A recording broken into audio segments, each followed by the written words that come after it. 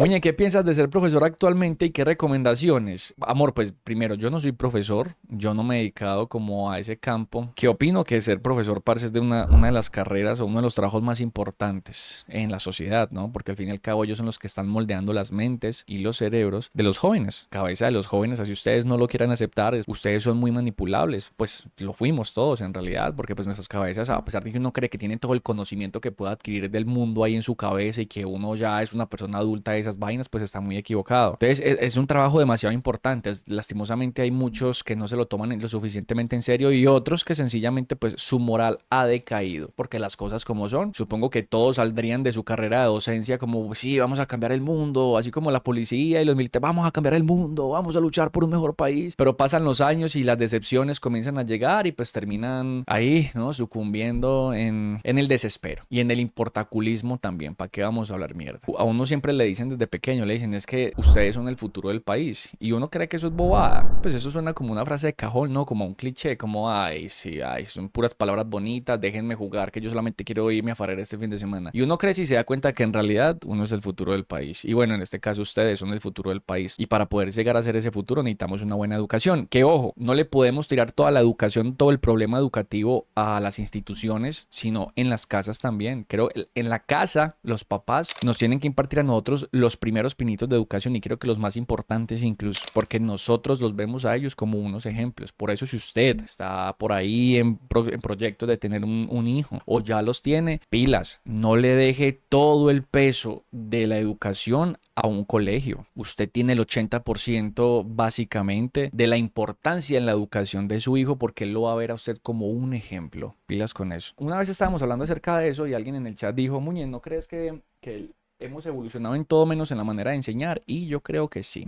Pero eso es a propósito, o sea, eso es intencional. Lo hablábamos así, es que todo tiene que ver con política, qué pena con ustedes, pero pues no vamos a tocar aquí izquierda o derecha, pero pues al fin y al cabo todo tiene que ver con política porque tanto la izquierda como la derecha pues se han aprovechado de ese factor. Por eso han escuchado, por ejemplo, de algo que se llamaban las juventudes hitlerianas. Justamente ahorita les estaba diciendo que cuando uno es joven es muy manipulable porque uno se mezcla la manipulación con la soberbia, la anarquía y la rebeldía, ¿no? Porque pues estamos en esa etapa y los comienzan a educar y a meterles ese tipo de ideales, ellos terminan pues básicamente haciendo parte. Entonces ahí hay un montón de problemas. Lo mismo sucede con la educación. La educación rige a partir del gobierno. O sea, básicamente los gobiernos dicen qué se puede enseñar y qué no se debería de enseñar en los colegios. Vámonos, por ejemplo, a una dictadura de las más extremas actualmente. Corea del Norte es que es, ¿no? Parce, Corea del Norte los obligan a enseñarle básicamente la historia de Kim Jong-un y a ver a Kim Jong-un como un salvador. O sea, en el colegio les enseñan eso a los niños en sus primeras edades. No sé si algunos de ustedes, tengo entendido que sí, se han leído 1984 de George Orwell. Bueno, ahí podemos ver básicamente cómo es que esto funciona en el cerebro de los jóvenes. En 1984 de George Orwell, hasta donde recuerdo, los niños cuando nacían tenían que asistir obviamente como a los colegios y en los colegios les enseñaban los valores pero de la nación, es decir, del sistema. Y el mismo sistema los empujaba a que traicionaran a sus papás. No sé si ustedes sabían, los niños, todos los niños eran espías en sus hogares. Imagínese usted como hijo traicionando la confianza de su papá o de su mamá,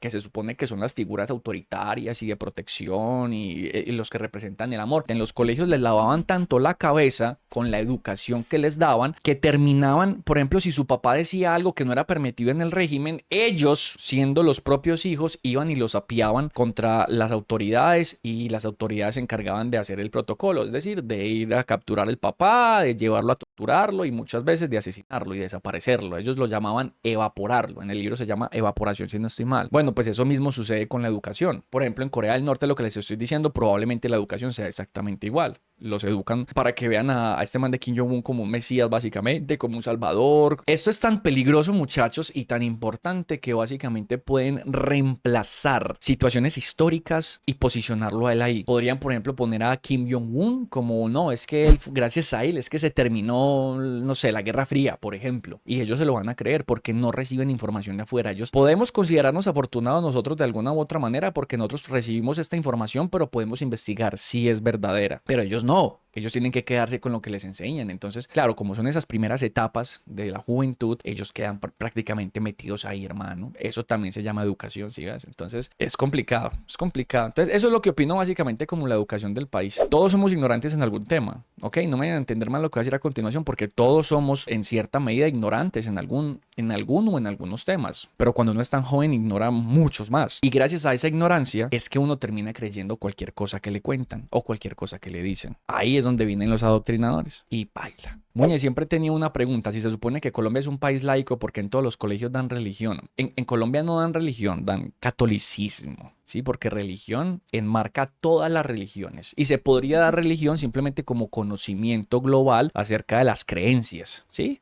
Para educar a la gente, para que sin importar a qué religión pertenezca, pues debería de respetar a los demás de alguna u otra manera y la vida de los demás, aunque no crean en su Dios. Pero en los colegios no dan religión, dan catolicismo, porque allá te enseñan solamente lo de Jesucristo, la Biblia y un montón de vainas. Incluso los profesores más atrevidos ponen a perder a sus alumnos si no creen en Dios o si de pronto dicen algo que va en contra de la Biblia en clase. Ahora, eso no se debería decir porque no se debería de hacer porque efectivamente Colombia es un país laico. Para los que no sepan, laico es básicamente la separación entre gobierno, religión y la libertad de culto. Nosotros somos un país laico y en los colegios no deberían de adoctrinar a las personas a una religión determinada. Es por eso que en los colegios tampoco dan política. En los colegios a vos no te deberían de llevar para la izquierda o para la derecha. Dan ética y valores y hasta los mismos profesores no hacen lo que profesan, ¿no? Bueno, lo que están enseñando. Es como, por ejemplo, cuando tu papá fuma cigarrillo, pero te educa para que vos no fumes cigarrillo. Vos decís de pronto como, hey, pero es que no me estás dando el ejemplo. O sea, ¿cómo me vas a decir a mí que no fume cigarrillo si vos fumas cigarrillo? Sin embargo, el consejo de él no está mal encaminado, está bien encaminado. ¿Cuál es el problema ahí? El problema es que no te está dando ejemplo. Pero su consejo es bueno, su consejo es totalmente válido. Ahora, eso lo podríamos tomar de varias maneras. Él te da el consejo porque como fumador sabe que no es lo mejor para vos. Y él sencillamente es una muestra de que no ha sido capaz de dejar ese vicio tan absurdo. Él sabe que lo que está haciendo es malo, pero no ha dejado de hacerlo. Alguien por aquí está diciendo, eso es hipócrita. No sé, eso es hipocresía. ¿Se podría considerar eso incluso hipocresía? Ahí viene lo que decíamos, lo que yo decía ahorita, separar la obra del el arte del artista. Quizás se debería de hacer, porque al fin y al cabo una persona mala podría tirarse unos muy buenos consejos. Yo soy uno de los que cree que a veces el que más se equivoca es el que más sabe aconsejar. Ejemplo, los consejos de las personas de la calle es porque ellos saben que no está bien. ¿Cuál es la manera más efectiva y elegida por la vida para enseñarnos a nosotros? La sangre. El dolor. Como dicen por ahí, no juzgues mis métodos, mira mis resultados. Es horrible, ¿no? Los golpes, exactamente, Adam. La vida eligió el dolor como medio de aprendizaje y es bastante efectivo. ¿Cómo aprendemos? Cuando nos equivocamos. Por eso de nuestros errores y de nuestros fracasos aprendemos mucho más que de nuestros propios éxitos. Y eso no es una declaración en contra del éxito, porque yo espero que todos lo consigamos de alguna u otra manera. Ya sabemos que el éxito es meramente subjetivo, pero aprendemos mucho más de nuestros fracasos que de nuestros éxitos, porque del fracaso sabemos qué es lo que no se debería de volver a hacer. Por eso se supone en teoría que la maduración del humano la da la experiencia, porque entre más años usted vive, más tiempo tiene para cagarla. A mí una vez llegó alguien aquí muy peladito, como de 16, 17, 18 años aproximadamente, a preguntarme que iba a hacer algo, pero que le daba miedo y que yo no sé qué. Yo le dije, hermano, usted está muy joven, tiene mucho tiempo para cagarla. Hágale, que es lo peor que puede pasar, huevón, ¿no? Ustedes consideran que yo soy una persona sabia, yo les he dicho que yo no me considero así, pero que muchísimas gracias de pronto por esa percepción y ha sido porque como se han podido dar cuenta, yo la he cagado mucho en mi vida, más veces de las que quisiera incluso reconocer y por las anécdotas que yo les he contado, ustedes se han dado cuenta. Ustedes saben que yo la he cagado demasiado y probablemente la siga cagando porque todavía me falta mucho por aprender. Entonces sí, desde luego, parce, que el dolor hace parte de manera intrínseca a la vida misma porque es la única manera, primero, de darle significado a los momentos buenos. Hay una frase que me encanta que dice, sin lo amargo, lo dulce no sería dulce. Y segundo, porque de eso es que nosotros aprendemos. La gente cuando monta su primer local o su primera empresa y fracasa, pues ya sabe qué es lo que no tiene que hacer cuando monte su segunda empresa y así sucesivamente. Dice Lorena, el fracaso de uno no tiene por qué ser el del otro. Nuestras circunstancias son súper diferentes. En vez de dar consejos en sí, uno debería limitarse a contar la historia y que cada quien coja lo que le sirva, si es que le sirve. Sí y no. Estoy totalmente de acuerdo con lo que estás diciendo, mi queridísima Lorena, porque creo que mi contenido de hecho se basa en eso. Pero al mismo tiempo uno también tiene la capacidad para aconsejar, parce, porque si bien las circunstancias no son iguales para todos, hay algunos aspectos que sí se pueden globalizar. Alguien ahorita tocó el tema de los habitantes de calle y me parece muy importante. Los habitantes de calle están ahí no por la misma razón todos. Son variables diferentes. Y sabes que todos esos consejos al final terminan englobando lo mismo. Podrían mostrar incluso las razones. Porque claro, también habría que entender, muchas de esas personas fueron abusadas por sus familiares. No sé si han escuchado historias de esas personas. Por ahí escuché una vez la historia de una nena. Qué pesar, huevón. Que imagínate que en la casa la violaba el papá, la violaba el tío, el abuelo. Y la mamá no hacía sino darle rejo. Y ella prefirió irse para la calle que estar en esa casa. Y pues si nos vamos al meollo del asunto, es totalmente entendible, ¿no? Pues cualquiera quisiera escapar de ese infierno que ella estaba viviendo. Lo único que encontró fue la calle. Y ella dijo, pues marica, yo creo que estoy mucho mejor en la calle. Y se quedó en la calle. Y en la calle conoció pues todo lo que la gente conoce en la calle, ¿no? Digámoslo así, la mala vida. Y a ella le preguntan y ella decía, no, es que yo estoy mejor aquí en la calle que en la casa en la que yo estaba. Mientras que otra persona pudo haber terminado en la calle simplemente porque era una persona exitosa, probó el vicio y terminó consumiendo porque todo se le fue ahí. Mi mamá una vez me contó una historia, y yo se los conté a ustedes también, de un conocido que era abogado. Mi mamá salía con un man y el abogado era pues como el amigo de ellos. El man tenía plata y el man un día cualquiera probó, mamá, ¿qué fue lo que probó el man? ¿Perico o bazuco? Creo que en esa época creo que estaba era en el pleno apogeo del perico acá en Medellín. Y el man empezó a consumir y a consumir y a consumir y se dejó llevar y terminó viviendo en la calle. O sea, el man, imagínate, el man tenía un BMW en esa época, tenía apartamento y terminó vendiendo todo por chichiguas. Mi mamá me cuenta la historia de que ella una vez estaba con el man con el que estaba saliendo y el abogado llegó todo gato y le dijo al man, parce, le vendo el carro mío. Le dijo, ¿en cuánto lo está vendiendo? Y le dijo una cifra ahí como que, marica, o sea, una cifra, una bobada. Supongamos que el carro costaba 100 millones de pesos y el man lo estaba vendiendo en 10 millones de pesos, por ejemplo. Deme 10 millones de pesos por eso. Y el man como que, ¿qué? Sí, deme 10 millones de pesos por eso. Marica cogió, saco y le dio los 10 millones de pesos. El man fue y se lo sopló todo. Gracias a la droga, terminó viviendo en la calle. Lo que lo llevó a él a ser un habitante de calle fue algo totalmente diferente a lo que les conté en la primera historia. ¿Sí ven? Sin embargo, todos esos consejos, pues todo lo que se pueda sacar de ahí sirve. La persona se adapta, acostumbra a ese estilo de vida precario, porque a pesar de las necesidades se siente bien con la droga. Sí, pues, a ver, es que si nos vamos a eso, creo que todos constantemente tenemos que pasar por procesos de adaptación, porque al fin y al cabo la vida consiste en eso, es darwinismo puro y crudo. Para si usted tiene que adaptarse, huevón, o va a morir en el proceso, exactamente goes, adáptate o muere, mi hermanito, y le hemos dicho muchas veces aquí en los streams, en eso consiste la vida. Usted no puede matarse simplemente porque hoy tenía una casa y ya mañana no la tiene. Usted tiene que adaptarse a que ya no tiene esa casa. Usted hoy tiene este trabajo en un call center y mañana va a trabajar en un taller. Usted tiene que adaptarse a ese nuevo trabajo. Para la gente que ha migrado, que aquí hay un montón, ahí acabo de darme cuenta que hay muchas personas que tuvieron que migrar a otros países. ¿Cómo les fue al inicio? Resúmanme eso en una sola palabra. ¿Por qué? Porque hay que adaptarse a esa nueva situación. Nosotros estamos saliendo de todo lo que conocemos. Nosotros estamos saliendo de la casa, de los amigos, del país, del idioma y de la comida y de la cultura. Y así, como choque térmico, ¿no? No hay como un proceso así paulatino de adaptación, no, es de una, boom, y ahí es cuando usted tiene que adaptarse para poder sobrevivir. Entonces, eso también le pasa, por ejemplo, a esta gente, lo que decían ustedes ahorita, de los habitantes de calle, es exactamente lo mismo. El problema es cuando uno migra sin quererlo, pero cuando uno quiere irse de verdad, siento que la cosa cambia muchísimo. Sí, no, porque listo, vea, cuando usted tiene que migrar por obligación, es horrible porque no hay como una intención, como marica, es que yo sí me quería ir. Claro, cuando usted migra porque quiere, usted dice que chimba, voy a ir para otro país, voy a arrancar una vida desde cero, qué bacano. Sin embargo, eso no significa que no vaya a tener que enfrentar la adversidad. Y estamos hablando de adversidades de pronto con la barrera del lenguaje, la alimentación, la economía, la parte laboral, etcétera, etcétera. Yo creo que en un punto, tanto los que migran por obligación como los que migran porque quieren, terminan encontrándose. Yo siento que le va peor a los que migran por obligación, desde luego, porque ellos no tienen ganas de hacer eso. O sea, si ya están mal, es aún peor que los obliguen a irse a otro lugar. Pero los que se van porque quieren, pueden tener de pronto la satisfacción de, bueno, es que fue mi decisión. Pues igual tengo que trabajar en eso. De ahí viene, por ejemplo, eso se lo pregunté yo al Dane. ¿Se acuerdan cuando hicimos el podcast con el Dane? Eso se lo pregunté yo a él también y yo le dije, ¿vos qué opinas de la frase de que viajar expande la mente? Y básicamente se podría resumir en eso, porque es que cuando viajas de esa manera, expandir la mente es como conocer otras culturas, otras personas, otras vivencias y entenderlas. Es que no solamente es conocerlas, porque usted cuando usted aprende, cuando ese conocimiento llega a su cabeza, usted comienza a discernir y se da cuenta, hermano, que todos podemos tener la razón, incluso si pensamos diferentes. Porque la verdad es un bloque de mármol al que se le puede dar forma. Ahí es cuando la mente realmente se expande. Y eso yo considero que también es maduración. El miedo a lo desconocido te hace prisionero de lo desconocido. Cada quien vive su propia experiencia. Es verdad, yo se lo decía a Juanchito. ¿Recuerdan el día que estuvimos estrenando las cámaras y los lentes? Ese día yo hablando con Juanchito le decía, parce, ¿a qué le tenemos miedo nosotros los humanos?